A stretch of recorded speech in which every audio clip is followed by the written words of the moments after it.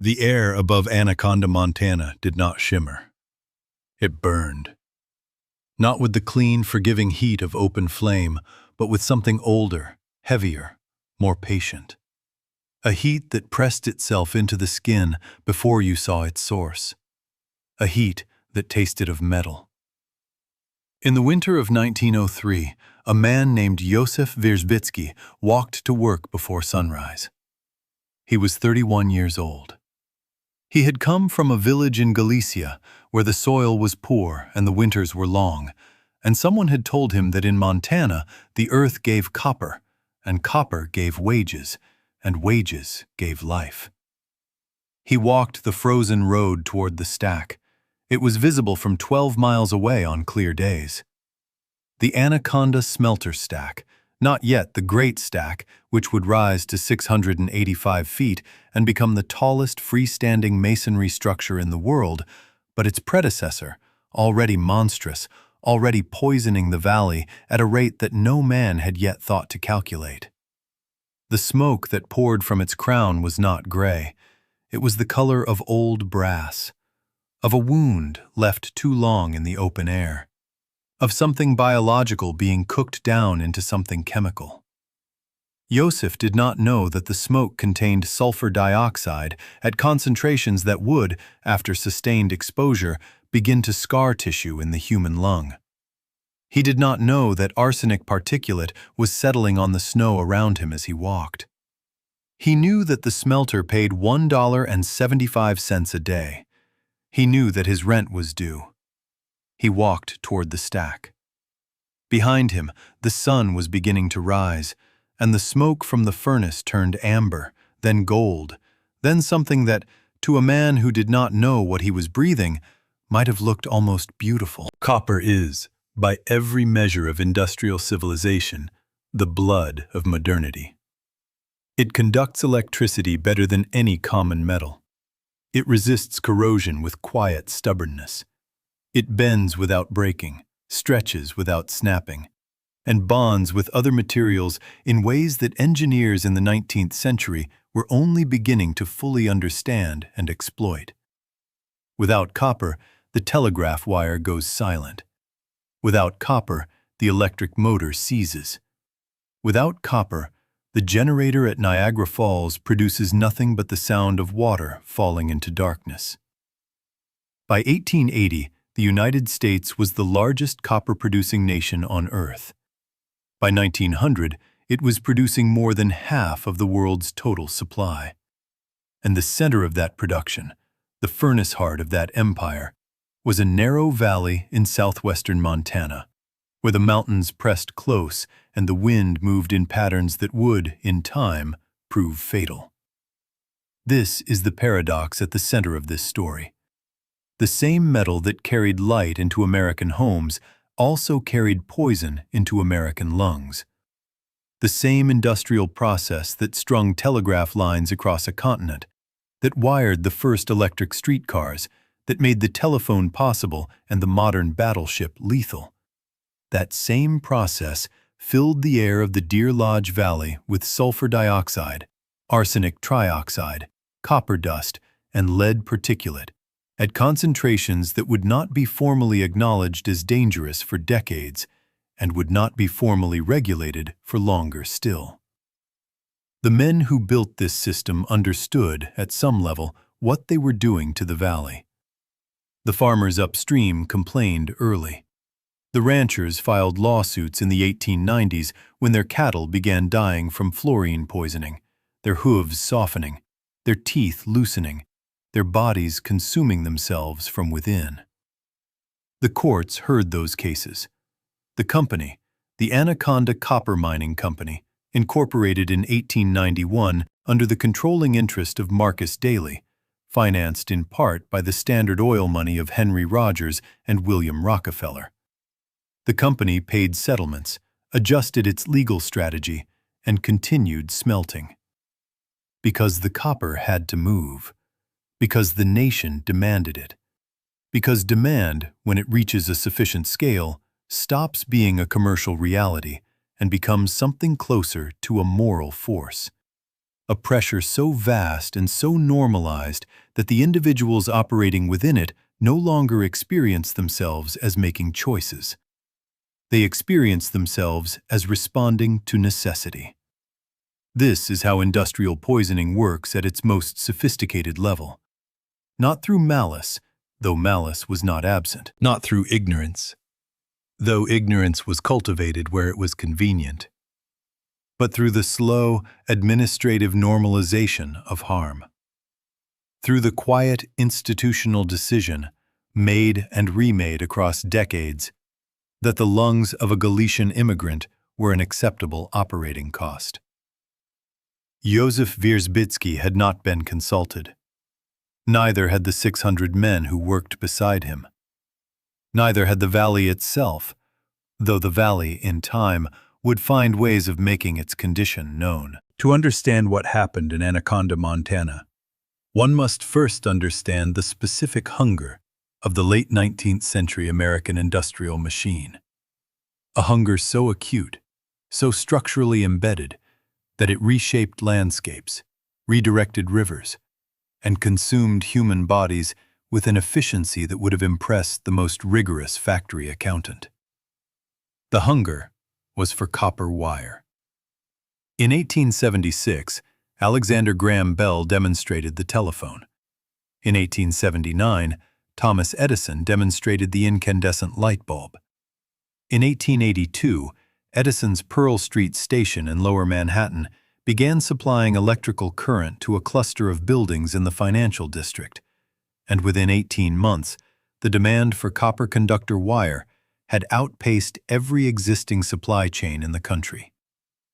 The numbers compounded with terrifying speed. A single mile of telegraph wire required approximately 150 pounds of copper. A single mile of early urban electrical distribution line required nearly 3 times that. The Brooklyn Bridge, completed in 1883, contained over 100 tons of copper wire in its electrical systems alone. The Chicago World's Fair of 1893 required so much copper cabling that its construction created a temporary regional shortage and spiked copper prices on the New York Exchange. The nation was wiring itself at a speed that its mines could barely sustain. Michigan's Upper Peninsula, which had dominated American copper production since the 1840s, was beginning to show signs of depletion in its richest seams. The industry needed a new source, a place where copper existed in sufficient quantity and sufficient concentration to be extracted, smelted, and shipped at the volumes the electrical revolution demanded. It found that place in Butte, Montana. The Butte Hill, a geological anomaly of extraordinary richness, sat above a complex of copper-bearing veins that geologists would eventually describe as one of the greatest concentrations of metallic ore ever discovered in North America. Marcus Daly understood this before most men did. Daly was an Irish immigrant who had worked his way up through the mines of Nevada and Utah, acquiring in the process a detailed technical education that no university could have provided. When he arrived in Butte in 1876 as an agent for a Utah mining syndicate, he recognized immediately that what lay beneath the hill was not a silver deposit, as his employers assumed, but a copper body of almost incomprehensible scale. He acquired the Anaconda mine in 1880. He found financial backing from William Rockefeller, Henry Rogers, and James Ben Ali Hagan. And then he built his smelter. Not in Butte, where the population was dense and the political complications significant, but 26 miles to the west, in a valley he effectively owned, beside a creek he could divert, in a town he would name after his mine. Anaconda, Montana was not a community that grew around an industry. It was a community that was constructed by an industry, for the purpose of that industry, on land that the industry controlled. The company built the houses, the company built the hotels, the company owned the newspaper. And at the center of it all, rising from a landscape that had been a quiet agricultural valley a decade before. The company built its furnace. The construction of the Anaconda smelter was, by any measure of industrial ambition, an act of extraordinary engineering will. The site chosen by Marcus Daly and his engineers sat on the floor of the Warm Springs Creek Valley, flanked on three sides by rising terrain that would, in the years ahead, concentrate airborne emissions with an efficiency that nature itself seemed to have designed. The first furnace complex, erected between 1882 and 1884, was a reverberatory system, a design in which ore was heated in a long, horizontal chamber by flames directed from one end, causing the sulfur compounds in the ore to oxidize and the copper to separate from its mineral matrix and collect as a liquid at the chamber's base. By 1887, the smelter contained 16 reverberatory furnaces operating in continuous rotation. By 1892, that number had grown to 32. Each furnace consumed approximately 80 tons of ore per day. Each furnace required continuous feeding, a work cycle that ran without interruption, 24 hours a day, 7 days a week, 365 days a year.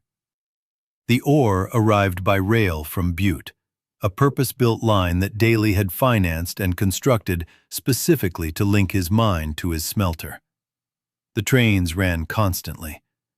In peak periods, they delivered more than 10,000 tons of ore per day to the smelter yard. The byproducts of this process were, in purely chemical terms, spectacular. For every ton of copper extracted, the smelting process generated approximately 2 tons of sulfur dioxide gas. It generated arsenic trioxide as a vapor that condensed on cooler surfaces throughout the plant and in the surrounding landscape. In 1895, the Anaconda Copper Mining Company employed 4,200 men at the smelter alone. By 1902, that number had risen to 8,000. They came from Ireland, from Cornwall, from Galicia and Croatia and Montenegro, and the mining districts of northern Italy. They came because the wages were real and the work was available. The Anaconda Company, in this period, was not merely a mining corporation. It was a sovereign. It controlled the water rights of the valley, the rail access to the region, the political machinery of the state legislature, and the editorial positions of the newspapers its executives owned. The smelter expanded. The smoke deepened. And the great stack, the terminal monument of this industrial ambition, rising 685 feet from its foundation, its interior diameter at the base 45 feet, its walls constructed of nearly 40 million bricks, began to take shape above the valley in 1918. Designed not to reduce emissions, but to disperse them more widely, to carry the poison higher into the atmosphere and spread it across a larger area, diluting the concentration at ground level while preserving the total volume of contamination unchanged. It was, in its terrible way, a masterpiece of industrial ingenuity. To understand what the furnace did to the human body, one must first understand what it did to the ore. Copper ore, as it arrived at the Anaconda smelter from the Butte mines, was not the reddish, lustrous metal of finished wire and pipe fittings. It was gray-brown rock, dense and unremarkable in appearance, containing on average between 3 and 5% copper by weight in its richest forms. The remaining 95% was gangue, the industry's term for the worthless mineral matrix surrounding the ore. The first stage of processing was crushing. The ore arrived in chunks weighing up to several hundred pounds. At the smelter yard, it was fed into jaw crushers, massive iron machines that reduced it to fragments no larger than a man's fist. The dust generated in this process was extraordinary. The crushed ore then entered the roasting beds. Roasting was a controlled combustion process, conducted in long brick chambers where ore was spread in thin layers and subjected to temperatures between 400 and 600 degrees Celsius. The gases produced, primarily sulfur dioxide and arsenic trioxide vapor, were released through vents and stacks of various heights. From the roasting beds, the calcined ore moved to the reverberatory furnaces. These were the central instruments of the operation. A single reverberatory furnace at the Anaconda Smelter measured approximately 110 feet in length and 20 feet in interior width. Its ceiling arched to perhaps 10 feet at its highest point. Its walls were constructed of fire brick, capable of sustaining continuous operating temperatures above 1,200 degrees Celsius. The converter blowing was the most violent and most visible phase of the operation. When air entered the molten mat, the oxidation reaction was exothermic and rapid. The converter mouth erupted in a column of flame and sparks 20 to 30 feet high, accompanied by a roar audible across the smelter yard. Men worked within this building. They worked 10 feet from the converter mouth during blowing operations. They breathed the air of the reverberatory building for 10-hour shifts. Their bodies processed what their lungs emitted. The sulfur dioxide combined with the moisture of respiratory tissue to form sulfurous acid. Over months and years, this chemical process eroded the mucosal lining of the bronchial passages, created chronic inflammation, reduced lung capacity, and left the respiratory system progressively more vulnerable to the pneumonias and tuberculoses that circulated freely through the crowded boarding houses of the company town. The furnace did not care about any of this. The furnace processed 1 million pounds of copper per day, and that was what it had been built to do.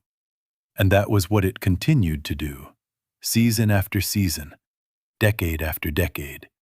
Its fires never extinguished. Its emissions never stopped. The most dangerous quality of the smelter's emissions was not their intensity. It was their invisibility. Sulfur dioxide, at the concentrations present in the Anaconda smelter yard, was detectable by human senses. It had a sharp, suffocating odor that the workers learned to identify immediately. But the detection threshold of the human nose for sulfur dioxide is approximately 1 part per million. At 5 parts per million, the level at which sustained occupational exposure begins to cause measurable tissue damage, it remains detectable but not alarming. The body, after repeated exposure, partially habituates to the sensation. Workers reported that the smell, which had struck them as overwhelming in their first weeks at the smelter, became, over months, simply the background condition of their working lives. This habituation was a physiological trap. The damage was not suspended because the perception of danger had been normalized. The sulfurous acid was still forming in the bronchial passages. The arsenic was still accumulating in the bone marrow. The arsenic problem was, in some respects, more insidious still. Arsenic trioxide, produced in enormous quantities by the roasting and smelting of sulfide ores, was not primarily a problem of acute exposure. The primary mechanism of harm was chronic, low-level exposure sustained across years. The signature lesions of chronic arsenic exposure, the hyperkeratotic plaques on the palms and soles, the raindrop pigmentation of the skin, the peripheral neuropathy that began as numbness in the fingertips and progressed toward the complete loss of sensation in the extremities, were observable in smelter workers at Anaconda in the late 1890s. The company's physician, a salaried employee, described these conditions in internal reports using medical terminology that was accurate and precise. The reports were not shared with the workers. They were not submitted to regulatory bodies. They were filed. The structural danger of the smelter extended beyond the bodies of its workers. The valley itself was being poisoned in ways that would outlast the smelter's operational life by more than a century. By 1900, soil arsenic concentrations within a 5-mile radius of the smelter had reached levels that would, under modern regulatory frameworks, trigger mandatory site remediation. The company's response to these lawsuits was legally sophisticated and strategically consistent. It acknowledged, where acknowledgement was unavoidable, that emissions from the smelter were causing measurable harm. It paid settlements in cases where the evidence was overwhelming, but in every case, avoided any admission that the harm was systemic, foreseeable, or irreversible. An isolated, compensable harm was a cost of business. A systemic, foreseeable, irreversible harm was something else entirely. The poison continued. The stack continued. The valley continued to receive, season after season, the full arithmetic of industrial necessity. They lived, most of them, within walking distance of the stack. The company had built the town of Anaconda in concentric rings of function. At the center stood the smelter itself, its footprint expanding decade by decade until it covered more than 100 acres of the valley floor. Then came the company-owned boarding houses, arranged in rows with the practical geometry of a military encampment. The working day was, in the early period, 12 hours. 12 hours at the furnace face, 12 hours in the roasting department, where the arsenic levels were highest and the air was most visibly contaminated. 12 hours in the converter building, where the blowing operations produced their periodic eruptions of toxic flame.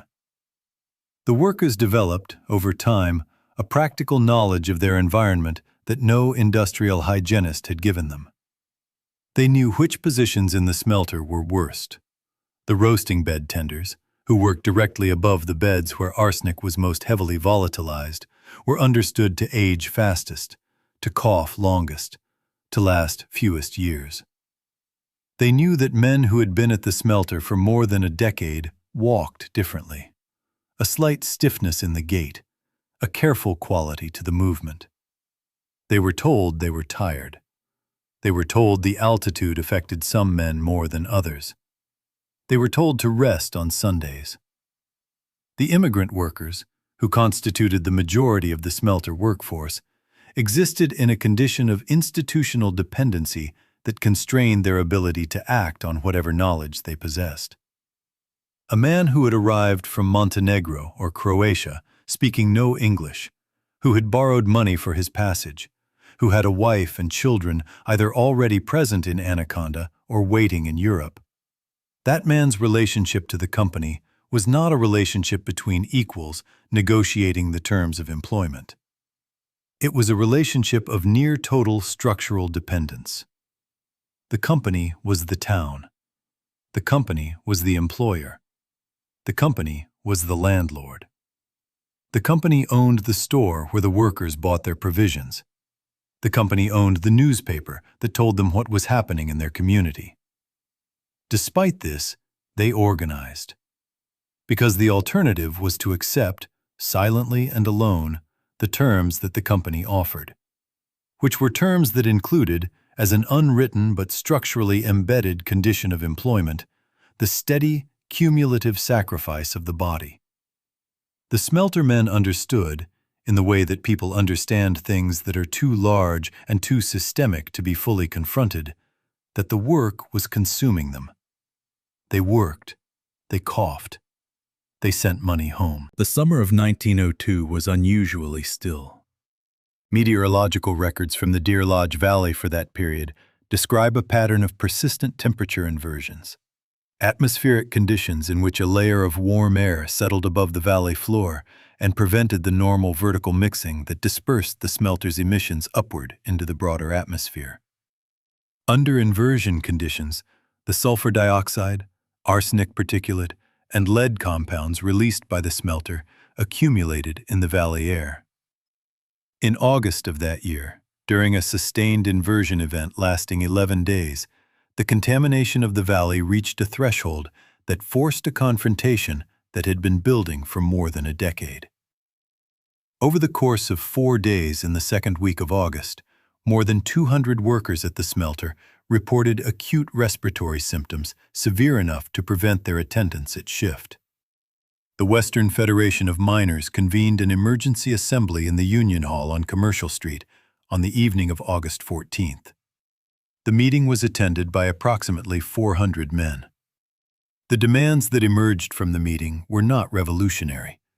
They were remarkably modest in relation to the scale of the harm being documented. The workers demanded a reduction of the working shift from 10 hours to 8. They demanded improved ventilation in the converter building. They demanded that the company provide respirators to workers in the roasting and converter departments. The company's response arrived within 48 hours. It declined all 4 demands. The strike began on August 18, 1902. Approximately 3,000 workers walked off the smelter floor. What followed was not a clean labor confrontation with a defined resolution. It was a sustained, grinding attrition. There were beatings, of union organizers primarily. There were arrests. There were evictions from company housing, conducted with a systematic thoroughness that left families on the street within 48 hours. And on September 3rd, during the 4th week of the strike, there was a gassing. 17 men were incapacitated. 4 were carried out of the building unconscious. 1, a Croatian named Drago Blašković, who had arrived in Anaconda 6 days earlier, did not regain consciousness. He died in the company infirmary at 4:40 in the morning on September 4th, 1902.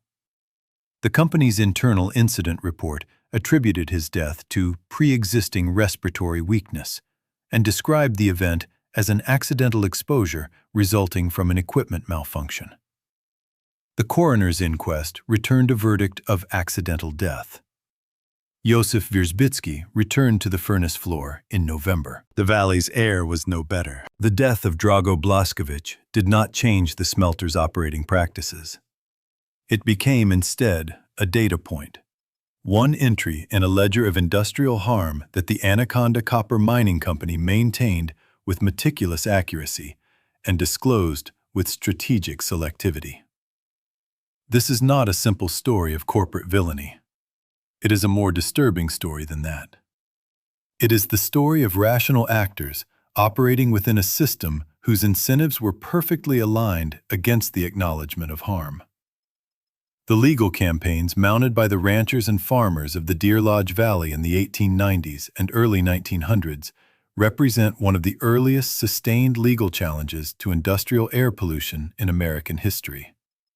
They lost repeatedly. Expert witnesses retained by the company testified that the causal link between smelter emissions and agricultural damage was uncertain. This last argument was particularly powerful and particularly dishonest because the scientific literature to which the company's experts referred was itself limited and in some cases directly influenced by research funded by the copper industry. A 1915 Public Health Service study of the Anaconda smelter workforce documented, among a surveyed population of approximately 1,200 workers, rates of chronic bronchitis, emphysema, and pulmonary fibrosis substantially higher than those observed in comparison populations of non-smelter workers in the same region. The study identified arsenic and sulfur dioxide exposure as the primary causative agents. It estimated that average lung capacity in workers with more than 10 years of smelter employment was reduced by between 15 and 25% compared to population norms. The report was submitted to the Bureau of Mines. The Bureau of Mines forwarded it to the Anaconda Company with a request for comment. Nothing changed. The company understood all of this. Its medical department generated annual mortality statistics by department, by nationality of worker, and by years of service. These statistics showed, with unmistakable clarity, that workers in the roasting and converter departments died at rates substantially higher than workers in less exposed positions. These statistics were accurate. They were maintained carefully. They were used to calibrate the company's actuarial exposure on workers' compensation claims. They were not provided to the workers. They were not published. The dynasties that this system produced were real and durable. The political power derived from that wealth shaped Montana governance for decades. The men in the smelter were inputs. The copper was the output. The ratio between them was a variable to be optimized. The optimization was thorough. The Anaconda Smelter closed in 1980. It closed not because of regulatory action, not because of labor pressure, not because of the accumulated weight of a century's litigation by the families of poisoned workers. It closed because the price of copper had fallen below the cost of production.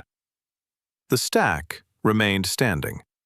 For 16 years after the smelter's closure, the Great Stack stood above the Silent Valley as the tallest freestanding masonry structure in the world. A monument to something that had no adequate name. Not pride exactly, not shame exactly. Something that combined the scale of industrial achievement and the scale of industrial harm in proportions that defeated the ordinary moral vocabulary. It was demolished in September of 1982.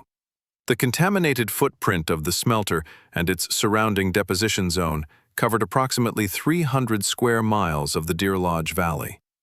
Soil arsenic concentrations at the smelter site itself measured in the thousands of parts per million. The Anaconda Superfund site, designated by the EPA in 1983, became one of the largest such designations in American history, covering an area larger than some eastern states, requiring remediation expenditures that eventually exceeded $700 million. $700 million. Against the profits extracted over nearly a century of operation. Against the wages paid to the men who performed that extraction. Against the medical costs borne by those men and their families in the years of their disability and decline. What the stack left behind was not simply contamination. It was a particular kind of knowledge. A knowledge of what industrial civilization, at the scale and pace of the late 19th and early 20th centuries, was willing to do to human bodies in the service of material progress. It was not hidden. It was simply not considered relevant. The transformation was real. The cost was also real. These two realities do not cancel each other. They exist simultaneously, as they always do in the history of industrial civilization. The achievement and its price. The light in the city and the dark in the valley. The wire that carries the current and the body that produced it, standing for a moment in the cold Montana morning, walking toward the stack, breathing the air that tasted of metal, knowing and not knowing, surviving and not surviving. The Great Stack is gone. The copper remains. The valley remembers everything.